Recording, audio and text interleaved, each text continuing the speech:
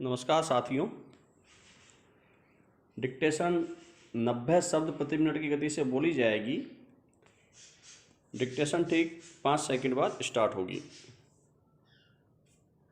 Ready, start. महोदय, मैं दिल्ली के संबंध में भी कुछ कहना चाहता हूँ। विराम।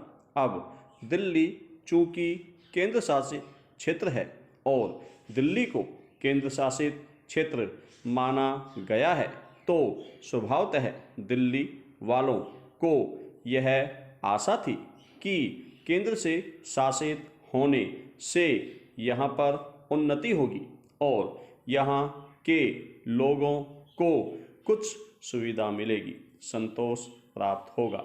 किंतु मैं यह देख रहा हूँ और लोगों में भी यह भावना बढ़ती जा रही है कि जब से यह केंद्र शासित क्षेत्र हुआ है, तब से शासन में निरंकुशता आने लगी है और लोगों की ओर ध्यान कम दिया जाने लगा है। विराम। इसलिए मैं यह कहना चाहता हूँ कि दिल्ली प्रशासन के पुनर्गठन के ऊपर पुनः जोर दिया जाना चाहिए और हो सके तो उसके लिए एक समिति बैठा दी जाए और उसके लिए सोचा जाए कि दिल्ली का प्रशासन किस तरह का होना चाहिए। विराम। मैं चाहता हूँ दिल्ली के प्रशासन के संबंध में आप विचार करें। विराम। पैरा।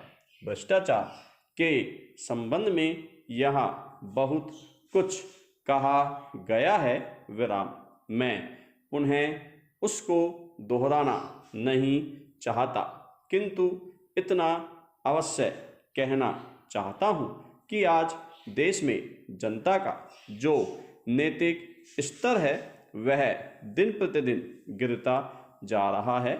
विराम। सरकार को यह सोचना चाहिए कि उनका यह नैतिक स्तर किस प्रकार उठाया जाए और किस तरह से लोगों की भावनाएं बदली जाए, किस तरह से लोगों में अनुशासन रह सके।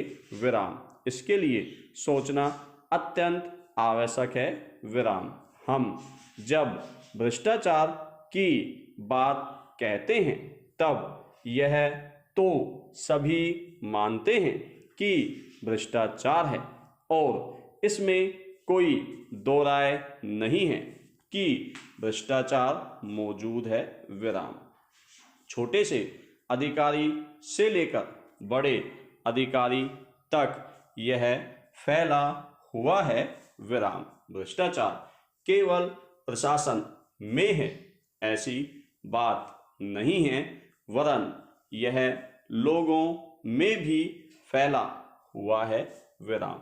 जब करों की अदायगी का प्रश्न आता है तब लोग दो दो खाते बना लेते हैं और आयकर की चोरी करने का प्रयत्न करते हैं और कर से बचने के लिए भ्रष्टाचार करते हैं।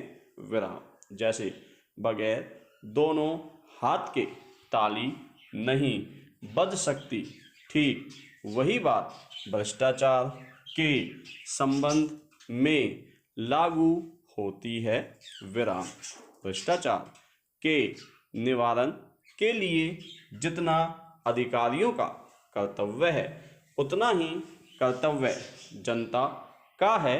विराम। अधिकारियों को तो सतर्क रहना ही चाहिए, क्योंकि यह जो संसद है वह कानून बनाकर उनके हाथ में दे देती है।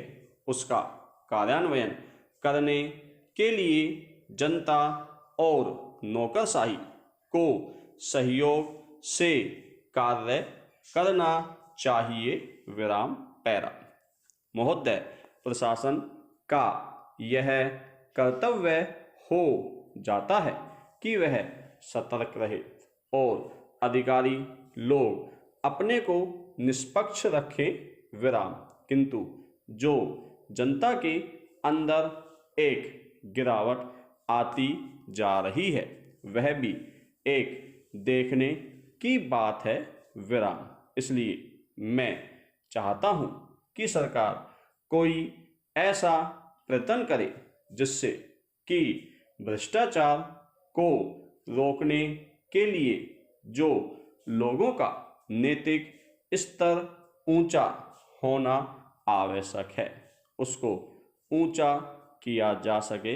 विराम। उसके लिए जो भी वह कर सके करे। विराम। मुझे कहना तो बहुत कुछ था लेकिन चूंकि मेरा समय समाप्त हो गया है मैं अब और कुछ नहीं कहूँगा। विराम पैरा। महोदय, इसलिए मैं माननीय रक्षा मंत्री महोदय का ध्यान इतिहास की उस चेतावनी की ओर दिलाना चाहता हूँ कि हिमालय की चोटी पर जिसका अधिकार रहा उसका गंगा और यमुना के मैदान पर भी अधिकार रहा है। विराम। हम इस आशा में नहीं रह सकते कि हम दुश्मन को हिमालय की चोटी से उतरने दें और फिर मैदान में उसका मुकाबला करें। विराम। मुझे याद है कि कुछ वर्ष पहले प्रधानमंत्री जी ने बड़ी दृढ़ता के साथ यह कहा था कि हम हिमालय को दहेज के रूप में नहीं दे देना चाहते और यह नहीं कहना चाहते कि साहब आप टहलते हुए यहाँ आ जाइए। विराम। हम नहीं चाहते कि वहाँ पर कोई मुकाबला ही न हो। विराम। मैं समझता हूँ कि अगर किसी भी सैनिक अधिकारी के दिमाग में अभी तक यह भावना है कि हम हिमालय की ऊंची चोटियों को छोड़कर नीचे मैदान में आकर युद्ध लड़ेंगे तो उनको भ्रम में नहीं रहना चाहिए। विराम। यह एक घातक बात होगी, एक आत्मघाती नीति होगी। विराम।